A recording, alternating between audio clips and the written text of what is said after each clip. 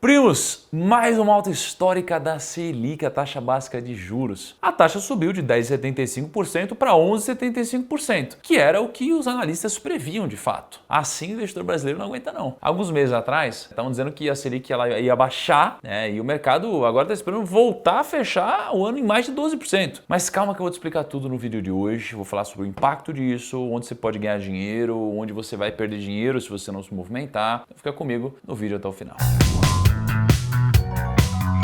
Primos, seguinte, eu interrompi esse vídeo aqui para te dar um recado importante, tá? Não sei quando você está assistindo esse vídeo, mas no dia 21/3 agora, no YouTube, né, no mesmo lugar que você está assistindo esse vídeo, eu vou fazer uma série de 4 aulas, tá? E a primeira vai ser completamente gratuita, vai ser uma aula completa, que você pode absorver e aprender muita coisa sobre o meu método de investimentos, né? Sobre o Dracar, que é a filosofia por trás da Arca, tá? Então, na segunda-feira, eu vou entrar ao vivo, às 8 horas da noite, aqui no canal do YouTube. Então, tem um link aqui na descrição para você se inscrever e você inclusive já recebeu um material de mais de 10 páginas com um pouco mais sobre a filosofia da Arca e do Dracar já gratuito aí na sua caixa de e-mail, tá bom? Então clica aqui no link, recebe esse material e já separa a sua agenda. No dia 21/3, 8 horas da noite, aqui no YouTube a gente tem um encontro e vai ser diferente, né? Vai ser um cenário bem diferente porque vai ser uma aula, tá bom? Então papel e caneta na mão e te espero lá, link na descrição.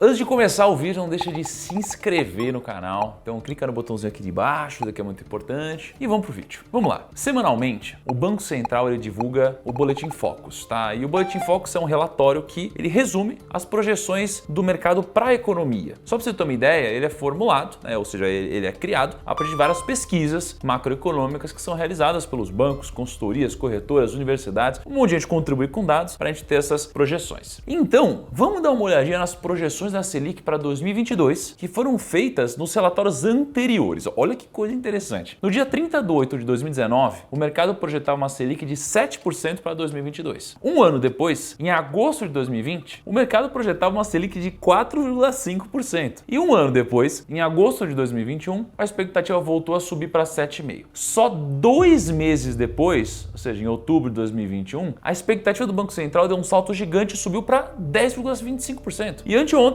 saiu mais uma projeção para a Selic de 2022, 12,75%. E algumas outras projeções, obviamente, esperando uma Selic próxima de 14%. Agora vamos lembrar, o que vai acontecer com o seu dinheiro? Taxa de juros subindo muito. Se a taxa de juros está subindo muito, é natural que os investimentos de renda fixa pós-fixados façam mais sentido, né? Ou seja, eles vão render mais. Até pouco tempo atrás, se você tinha R$100 investido, você tinha R$2 de rentabilidade no ano. Hoje, você vai ter uma rentabilidade que vai passar dos R$110. Então, é muito mais dinheiro para você. Quando se fala de ações, a gente tem duas coisas a se considerar aqui, tá? Primeiro, a taxa de juros mais alta, ela geralmente faz o preço das ações caírem. Por quê? Porque você chega à conclusão do preço de um ativo olhando para o fluxo futuro que ele vai ter. Então, você vai pegar quanto essa empresa vai gerar de caixa no ano que vem, no outro ano, no outro ano, no outro ano. E aí você vai trazer todo esse valor futuro a valor presente. Então, quando você traz, né, o que está no futuro para valor presente, você vai usar uma taxa para descontar isso daqui. E essa taxa é uma taxa que tem relação com a Selic. Então, quanto maior for essa taxa, maior o custo do dinheiro. Então, você vai ter que cobrar mais caro para abrir mão de investir numa renda fixa e investir numa empresa. Então, você tem que pagar mais barato. Então, quanto mais sobe a taxa, menor o preço de uma ação. Por outro lado, quanto mais sobe a taxa, o que acontece é que as pessoas elas ficam com mais medo de investir em ações, o custo de oportunidade é mais alto, logo o preço das ações diminui. Então, geralmente aparece oportunidade. Então, você pode começar a olhar para isso, se você não está posicionado, sob uma ótica de possibilidade de, em algum momento, aproveitar os preços que podem aparecer. Então, por um lado, é pior para as ações. Por outro, você vai encontrar boas oportunidades quando o mercado está pior. Quando a gente fala de fundos imobiliários, geralmente a lógica é parecida. Então, se você tem algo pagando, por exemplo, 12%, né, para a gente arredondar, 12% na renda fixa, e o seu fundo imobiliário paga 7% de aluguel, né, quando você vai de um salto de 10% para 10,75%, por exemplo, o seu fundo imobiliário ele perdeu atratividade, porque ele pagava 7% e continua pagando 7%. Aí o que vai acontecer? Como a maioria dos aluguéis são atrelados de alguma forma algum índice de inflação, ele vai aumentar o yield dele, tá? Ele deve aumentar o yield dele, é um impacto que a gente não vê no curto prazo. Então o que deve acontecer aqui? Alguém que está investindo em renda fixa só vai tirar o dinheiro para investir em fundo imobiliário se for pagar um preço mais baixo do que o que está sendo negociado. Então os preços de fundos imobiliários, eles também são muito pressionados. Agora, o que eu tenho ouvido muito é que pode ser um bom momento, né? E quem disse isso foi o Gui Cadanhoto da Speed, analista de renda fixa. Pode ser um momento de você começar a comprar títulos pré-fixados e começar a aproveitar um momento onde em algum momento você vai ter uma marcação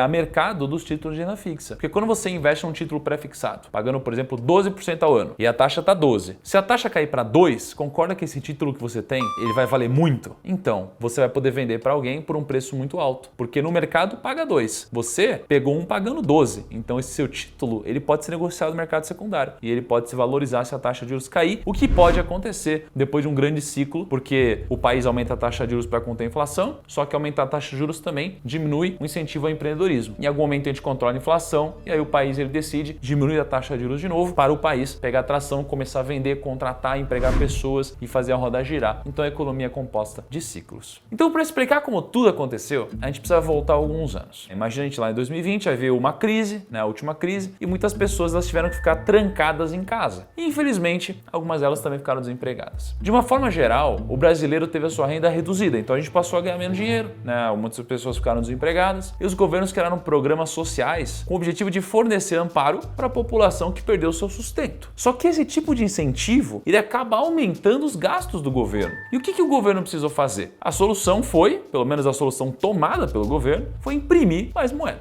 né? Então eles têm lá a impressorinha deles, eles foram lá, apertaram o botão e imprimiram mais dinheiro. Só que isso aqui não aconteceu só no Brasil, isso aconteceu no mundo. E os Estados Unidos, eles tiveram mais de 20% dos dólares em circulação hoje emitidos depois da última crise. Olha que louco. Então de 100% do dinheiro, 20% de todo o dinheiro foi emitido na última crise. E o que acontece quando você tem mais moeda em circulação e a produtividade do país se mantém a mesma? Exatamente, acontece a inflação. O que o governo precisou fazer para conter a inflação? Ele precisou aumentar a taxa de juros. A taxa de juros, ela cria, né, quando ela é alta, ela cria incentivos para as pessoas investirem menos em negócios e mais nos títulos do governo. Porque afinal de contas, para que alguém crie uma empresa, contrate pessoas, né, se envolva com burocracia e tudo mais, só para ter um retorno de, sei lá, 10% ao ano, né, sendo que a Selic está pagando mais do que isso daqui não faria sentido. Então, a partir daí, a expectativa era que o ciclo de alta dos juros chegasse num fim, até começar uma outra crise, que dessa vez é entre a Rússia e a Ucrânia. E de umas semanas para cá, as tensões entre a Rússia e a Ucrânia aumentaram pra caramba. E eu vejo muita gente dizendo por aí,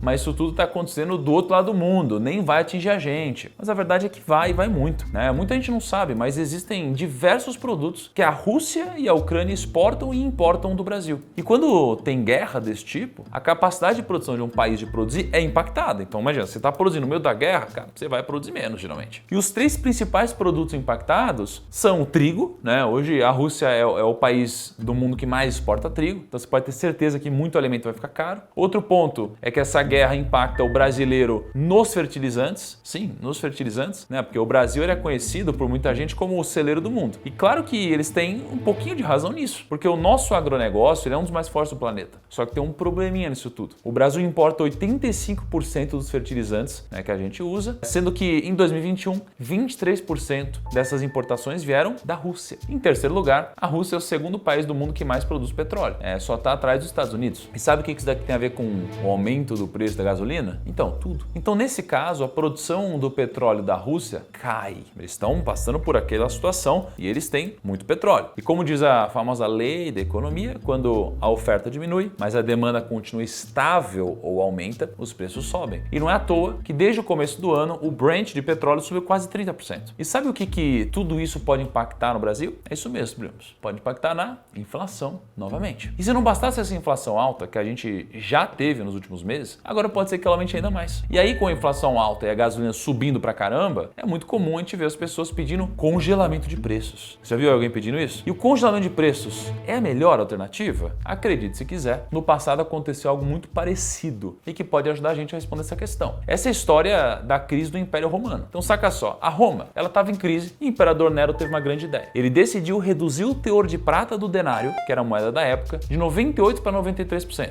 o que permitiu que mais moedas fossem fabricadas com o mesmo volume de prata. Isso gerou uma inflação pequena, mas que ninguém percebeu. Aí depois né, depois de Nero, vieram vários sucessores, né, dele, que foram imperadores, e eles foram reduzindo o teor de prata do denário cada vez mais. O Marco Aurélio desvalorizou o denário, né, para um teor de 79% de prata. Aí depois veio o Lúcio Aurélio, que reduziu o teor de prata para 74%. Aí veio o Carácula, que é filho do imperador Septímio Severo, ele aprofundou a política de desvalorização ainda maior da moeda, reduzindo o teor de prata do denário para 50%. E assim, cada vez mais moedas eram fabricadas, cada vez menos escassas elas eram, cada vez a moeda tinha menos valor, cada vez mais caras e caros ficavam os produtos, até que em 301 d.C., quando o imperador Diocleciano ele estava reestruturando o governo, o exército e também a economia, ele decretou o famoso Édito Máximo, que impunha um congelamento de preços. Então ele estipulou um teto de preços para carnes, cereais, ovos, roupas e várias outras coisas. E ele instituiu pena de morte para qualquer um que vendesse os seus artigos a um preço maior do que estabelecido. O que aconteceu? Aconteceu o que geralmente acontece na economia. Escassez de produtos, então não existia mais razão para alguém vender roupa a 10 denários, por exemplo, sendo que o custo de produção poderia ser maior do que esse, né? Segundo lugar, pessoas com medo de vender, então elas não tinham acesso à informação como é hoje em dia. Então as pessoas tinham muito medo de elas estarem descumprindo o decreto sem elas nem saberem e podiam morrer. Em terceiro, pessoas transformando produtos em outros. Por exemplo, o produtor de leite fazendo queijo, né? Já que ele não era tabelado, por exemplo. E assim, se tinha uma escassez de alguns produtos, outros estavam em excesso no mercado, né? E ainda ficavam mais inflacionados. O Paulo Guedes disse que não vai ter congelamento de preço, mas será que vai ter pressão, por exemplo, dos caminhoneiros para controlar o preço do combustível? Novas greves? Enfim, é muita maluquice, é muita loucura. Cara, deve ser difícil você liderar um país nesse momento, mas me conta aí nos comentários a opinião de vocês. O que vocês acham que vai acontecer?